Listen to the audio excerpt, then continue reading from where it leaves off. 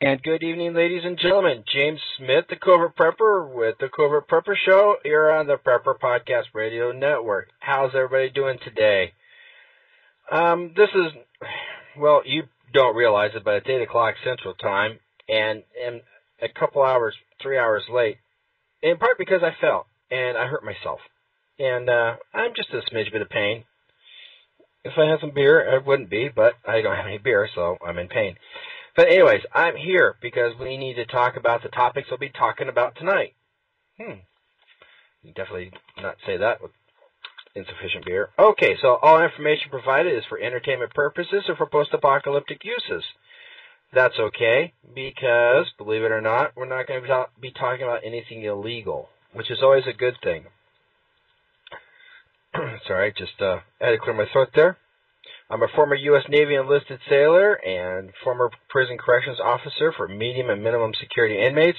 I was a covert disability insurance fraud investigator for several years, and I currently work for a company that provides support to the disabled. Our call-in line is area code 917-889-7908. The Twitter name is @CovertPrepper. The blog is thecovertprepper.com, and you can reach me at james@thecovertprepper.com, and my YouTube channel is The Covert Prepper. You can listen to our live feed 24/7 by calling area code 786-837-2278. And no, I do not have that number memorized. And I really don't have the call-in line memorized either, which is rather sad. I've been saying it for so long. I just want to let you know a few things. I want to follow up on last week on my Christmas gifts for preppers. I picked up the Red Line by Nebo. It's the 5577 or 5579, or 5599. Let me tell you, this thing is way better than it's described. This thing is defensive. You can grab a hold of it like a stick, and then you could use a downward motion. It's got scalloped edges. It would definitely put a crease in somebody's skull if they're not smart enough to stay away. You twist it, and it goes from a flood to a spotlight. And it's real simple. Right now, let's see, that's the high beam. Okay, a high beam, it's 220 lumens, and it'll last for 4 hours. There's the switch on the back. You just kind of half touch it, and it will drop down to the half power, and this will last 8 hours. You just gently touch that back again, and it drops down to like 96 lumens, and the last 15 hours at that light. And you can click. I mean, you can click like that, or you can just do little half clicks. And now that I've done that, I've got an SOS signal going out, and this will last 72 hours for an SOS. Now you think that's, what do I need SOS for? You've never been lost in the woods before. Or if your car goes off the side of the road, this has got a magnetic base to it, so you can stick it right on top of the car, and if it's a cloudy day in particular, it'd be even better, but the clouds will light up with an SOS, and they can definitely find you way faster. And then you just do that little half click again, and you have a tactical strobe light. This will definitely disorientate Johnny Gangbanger, and it will mess you up. All right, well, anyways, by the way, the strobe and the SOS is 72 hours. This is a really good investment. I got this off of eBay, and I think it was $25 or thereabouts. Take a look at it. It's the Red Line by Nebo, 5577 or 5579, I can't remember which, is the model number. All right, I have a whole list of little things I need to talk about. Okay, so because I do the news, I'm a news kind of guy, I've been keeping up with what's going on. And there's a story out of England, the Telegraph, the London Telegraph, and it is actually really interesting. Oh, where'd it go? Mayan apocalypse. Panic spreads as December 21st nears. That one sentence should say so much. Panic spreads. If you are prepared, you are not panicking. You are prepared, okay? It's like a baby coming. You know the baby's going to be here if you're aware of it. But if you're driving a cab and this lady says, oh, my God, my water broke, then you panic because you were not expecting it. But people have known about disasters, not the end of the world necessarily, but disasters. And so those that prepare do not panic. They're just, okay, I'm ready for it, or as ready as I will ever be. So that's what you can do. You can use it as a good similarity. You're ready for a snowfall, or you're panicked by an emergency baby having to be born, and you might have to do that. But anyways, let me read this article here. Ahead of December 21st, which marks the conclusion of the 51-25-year long count Mayan calendar, panic buying of candles and essentials have been reported in China and Russia, along with explosion in sales of survival shelters in America. In France, believers were preparing to converge on a mountain where they believe aliens will rescue them. Let's pick that apart right now. Let's go with the China and Russia. There's an article also in the Telegraph that says Russian residents have been buying up cereals, tinned meat, and boxes of matches in anticipation of the pending apocalypse. Okay, you got 2 weeks, and you're picking up what? Boxes of matches? Okay. Let's see. Ahead of a chain of hardware stores in Chita, Serbia, told reporters that demand had trebled the prices of candles. Some shopkeepers have taken tongue-in-cheek approach, flagging the meet the end of the world kits, which include a tot of vodka, a bar of soap, and a piece of rope. But others appear to be waiting a genuine cataclysm. In Barnaul, close to the Altai Mountains, panic buyers snapped up all the torches, flashlights, and thermos flasks, while locals in Almaninsk in Kirov region rushed to buy kerosene and other supplies after an article supposedly written by a Tibetan monk appeared in the local paper confirming the prediction of a December 21st catastrophe. It's on prepperpodcast.com, pprnnews.com, right in the very front. You can't miss it. So that's what's going on in... What's going on with Blog Talk? Okay. That's what's going on in Russia. In China... Let's see, China. Okay, I can't find any. I already closed that article out. But anyways, that France, where there's a mountain that they believe aliens will rescue them, Mount Lassen is supposed to be in Northern California, is supposed to be an alien repository of documents. So if December 21st is going to be a bad thing, then the aliens will probably stop by Mount Lassen or Mount Shasta. I can't remember which. Maybe Shasta. Yeah, Shasta. In order to pick up their books before they leave. Just, if you want to catch a ride out, you may want to head to Mount Shasta before the 21st of December. Just saying. All right, now let's talk about the sales of survival shelters. Now, we have a advertiser, Independent Survival Shelters, and I believe they're out of Chicago, Illinois, and they've got a really nice black and white ad, and I started using a better ad management program or system here, and they're actually like #1 in clicks. People are going there. It is, I mean, it's really picked up a lot. So people are really interested in getting shelters. Now, that's fine. If you want to get a shelter, more power to you. I strongly suggest that you might consider getting a form of shelter. It could be in your basement. It could be in the next door neighbors. It could be in an abandoned basement, abandoned building basement. If you think you need a shelter, then you probably do need a shelter. I'm not discounting that. The Smith family shelter is in a couple different places because that's the way we roll. Okay. And let's see here. All right, so let's talk about the December 21st real quick. There is a high probability nothing will happen. It does not mean that December 22nd there will not be a blizzard of epic proportion hitting Florida. It does not mean that a 9.0 earthquake will not hit January 13th, 2014 in San Francisco. I'm not prophesizing. I'm just saying, just because this end-of-the-world scenario did not happen does not mean that something really bad won't happen in your area. So that's why we prepare. We don't prepare for the end of the world. We prepare to live past the end of the world, or the end of the world as we know it. So it's more important that we get through the next disaster. And that's what Prepper Podcast tries to do, and the Covert Prepper tries to do, get you ready to get through the next one. We don't know when it's going to be. We don't know what it's going to be. But together we're going to get through this. All right, so let's talk about Christmas. Everybody loves Christmas. I love Christmas. Okay. Oh, have you put in for the Christmas drawing? If you go to prepperpodcast.com, there is a Christmas drawing. Get into it.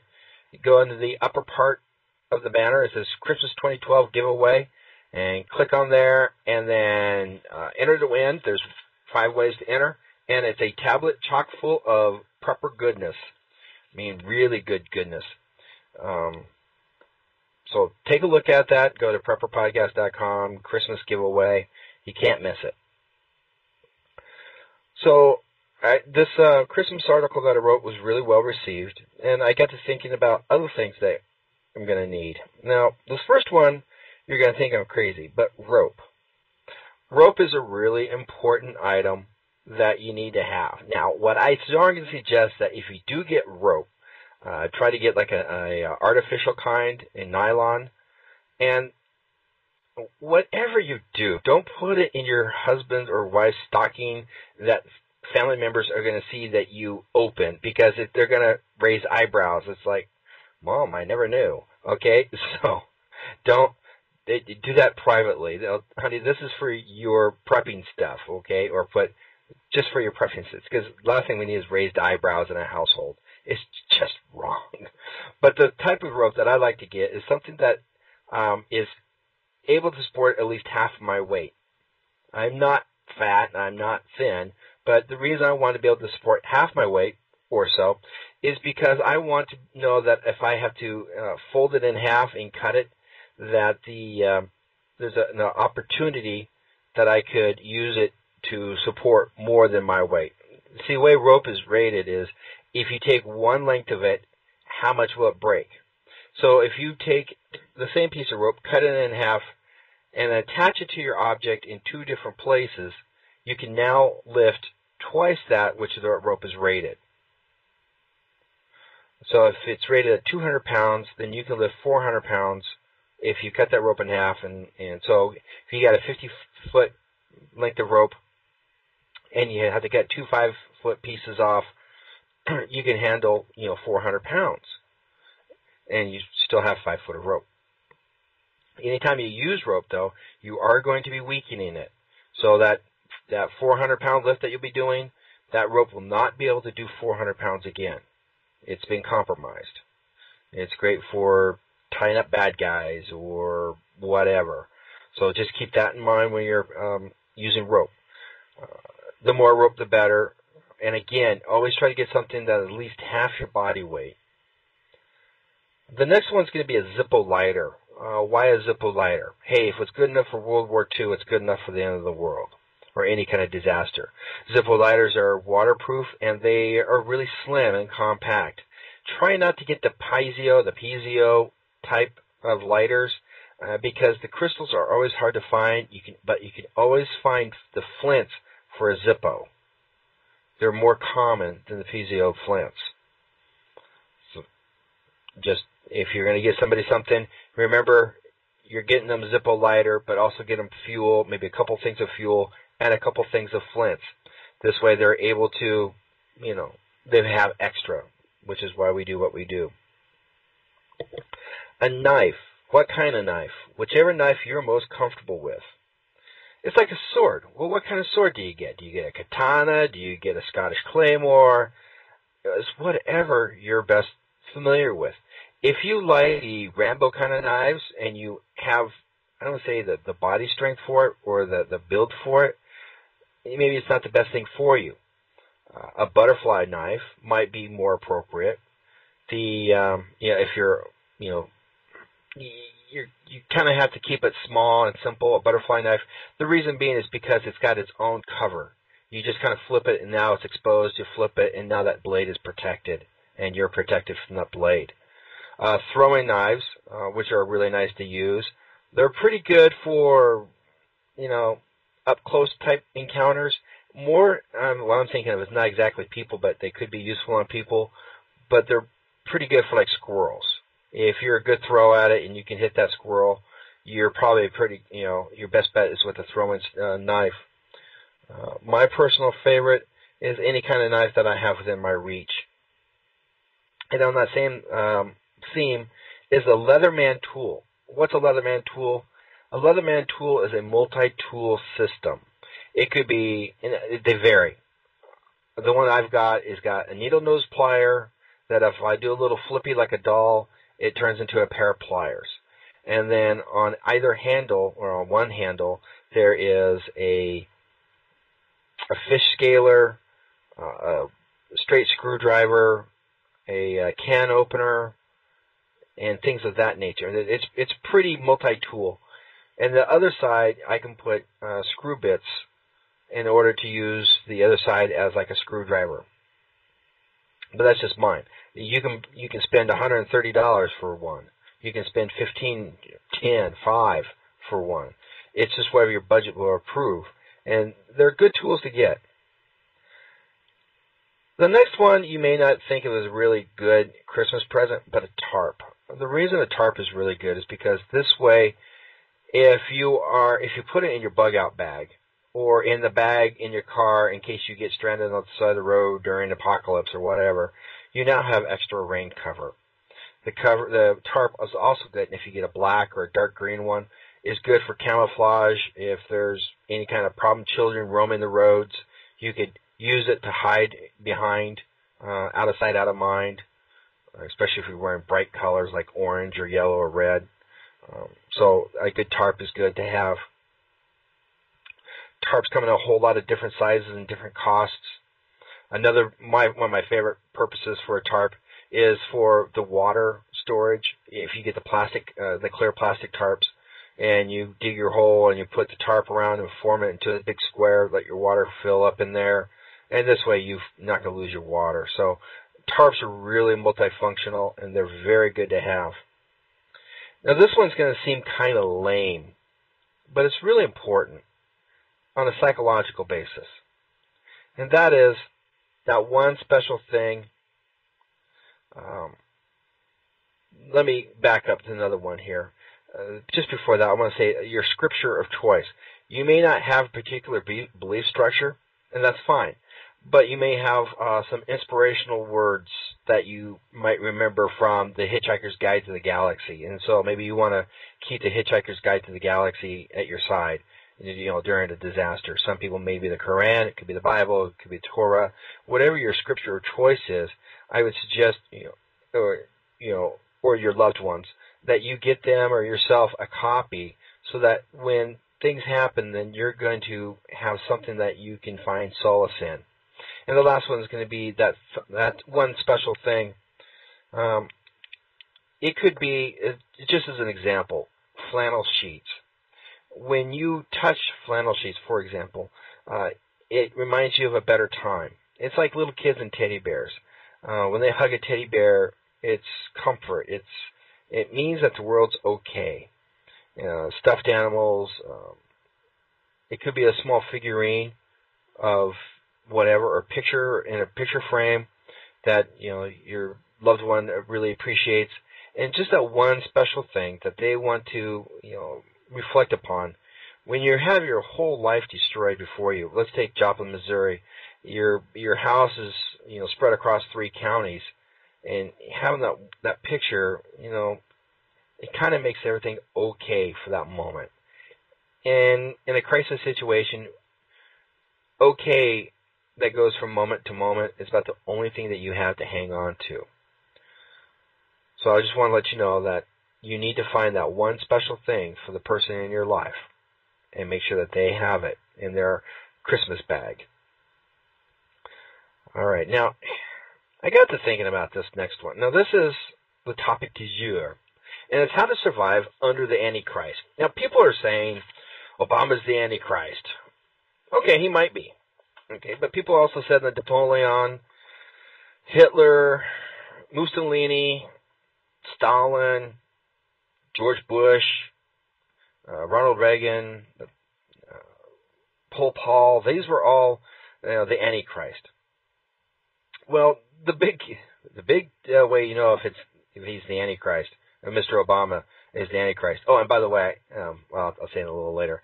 The way you can tell if Mr. Obama is the Antichrist is if, God forbid, somebody shoots him, and I would definitely be against any form of actions of violence against Mr. Obama, and he gets shot in the head and he survives, then that would be a really big indication that he's the Antichrist. And then we get to call him Damien, okay? Because I just thought that up, because that would be really cool. I am not going to go into the different scriptures. Well, he's the Antichrist because, or he's not the Antichrist because, and when I was looking through all this, it's like, well, he's from Rome, and he's from the East, and he's from this and this, and all I could think of is, what if he's all these? Mr. Obama is a mixed blood. He's a mudblood, as some would call him.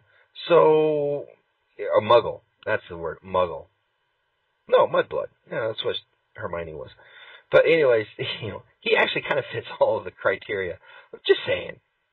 But anyways, so I found a couple of different websites, and I'm just going to read through these. I'm going to give some little things here about living under the Antichrist and surviving the Antichrist. Christ will remove all born-again believers from the earth in an event known as the rapture. Okay. However, there's a lot of disagreement with this. It may happen, it may not happen.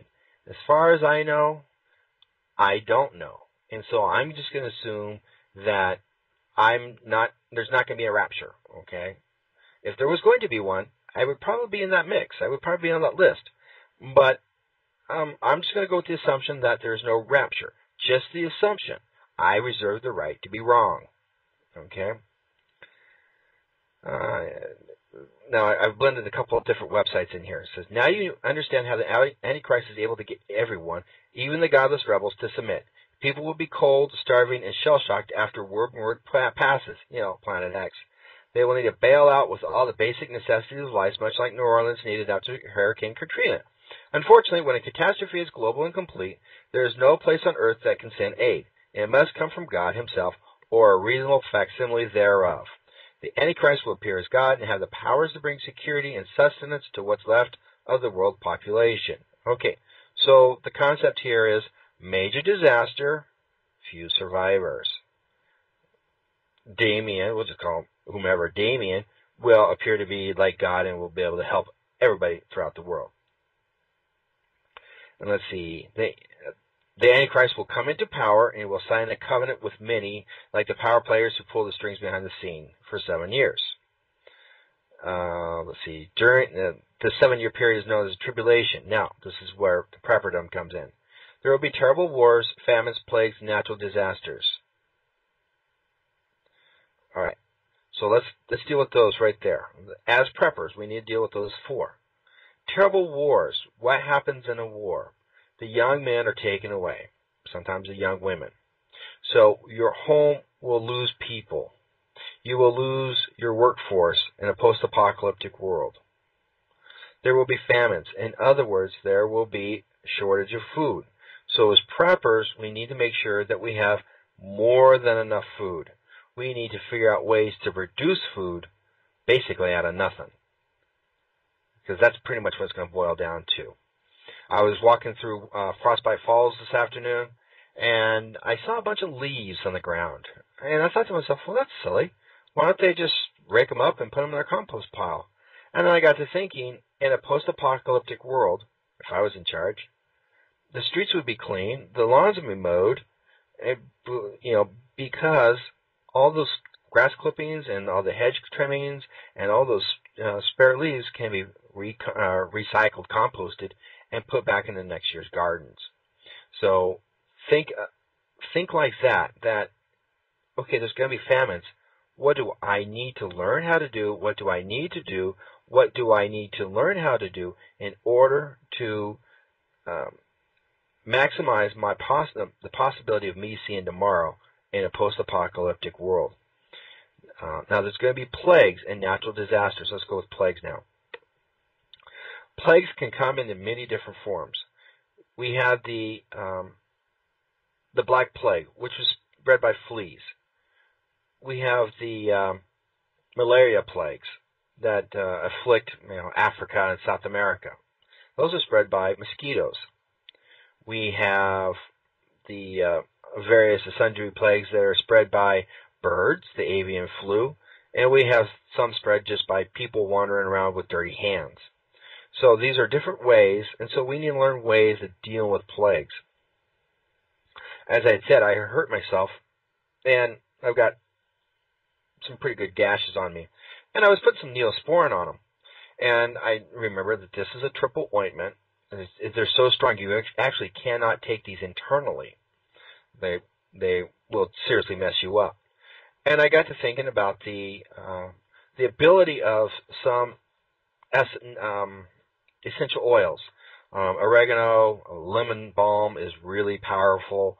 And let's go oregano, rosemary, and lemon balm. Those are 3 out of many. Trust me, there are many out there.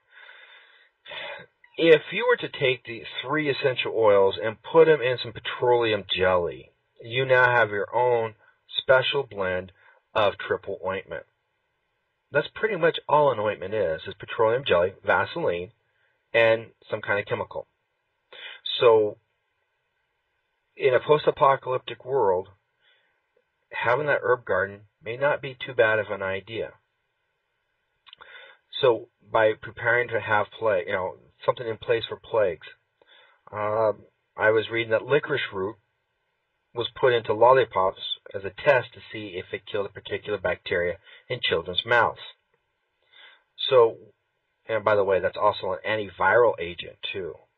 And so I got to thinking about what's the best way of getting antiviral methods or antiviral medicines into your body without having to take 3 drops of this and 3 drops of that every single day. And so I got to thinking, and I thunk, and I thought, well, let's do it the old-fashioned way. Let's put it in our food. Hippocrates had a phrase: "Let medicine be your food, and let food be your medicine." So there is seasoned blends. I printed out for BG, and I'll try to get this online here. But basically, you take a half teaspoon of oregano, take a tablespoon of oregano, tablespoon of rosemary, tablespoon of marjoram, and some cayenne pepper, and some garlic powder. These are just examples, just totally an example. You mix and you grind like with a coffee grinder, and then you put in a bottle and keep in a nice dark place. So when you're cooking, you put this on your eggs, as an example. You sprinkle it on your eggs, you sprinkle it in your soup, you sprinkle it in your pasta, you sprinkle it on your fish, you sprinkle it on your chicken. And because you're putting these essential oils, these base units into your body, you're actually building up your immune system. You're doing it the old-fashioned way. Food.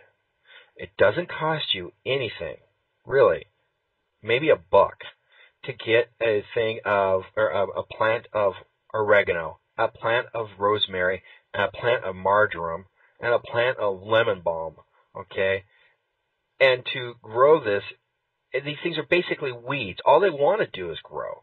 Okay, so you plant them in April. In June, you cut half of them off, you dry these, and then you set them aside, and then come, September, you cut them down to the ground, and then you dry those, and you make your seasoning blend. You've got enough seasoning for a year, more than a year.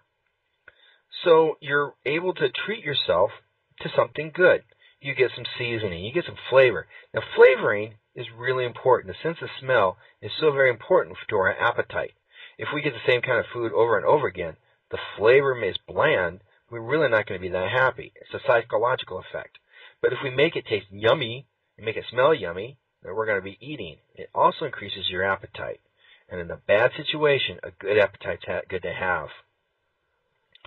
All right. So that is what we can do in order to help ourselves against plagues. And now, I've been doing this book, Medicines of the Apocalypse, and that is actually how I'm planning on telling people on how to do preventive medication. All right, where was the last one? Natural disasters. Now, we've gone through enough natural disasters as a nation to last us a lifetime. We've, major earthquakes, major blizzards, major hurricanes, major tornado, major flooding. All right, so just expect more of these. It's gonna happen. Prepare for them. If you're in an earthquake zone, do you have a tent? Because you're probably going to need one.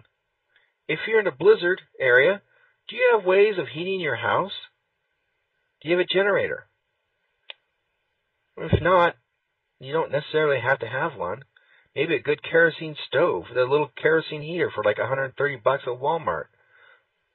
Get a couple cans of kerosene. They last a nice long time. They burn about 10 hours in those kerosene heaters. They're great for backup heat. They're great when the power goes out. Well, one, because you're not running a Jenny in order to keep the house warm. And in the wintertime, if power goes out, put all your food outside. Ta-da! That's simple. Okay. Let's keep going on what's life underneath the Antichrist to be like. Let's see. He's going to begin his reign by hunting down every person, including believers. He will torture everyone into taking the mark of the beast, without which they are not able to do business on earth. All right. So he's going to hunt down people. So more likely we're looking at the FEMA camp scenario. Drag people out of their homes. It's been tried before. It's been done before with a whole lot of success in the past. Do not expect yourself to be any different. I did do a podcast on how to avoid going to FEMA camps. And that was basically you hide. You have to hide better than Anne Frank did. I'm sorry to use the analogy, but you really have to hide good. You can go to covertprepper.com and how to avoid going to FEMA camps. Now, let's see. Now, there's going to be a mark on which they will not be able to do business on earth. Well, if you're doing barter and if you're just homesteading, you probably aren't going to be running into a problem.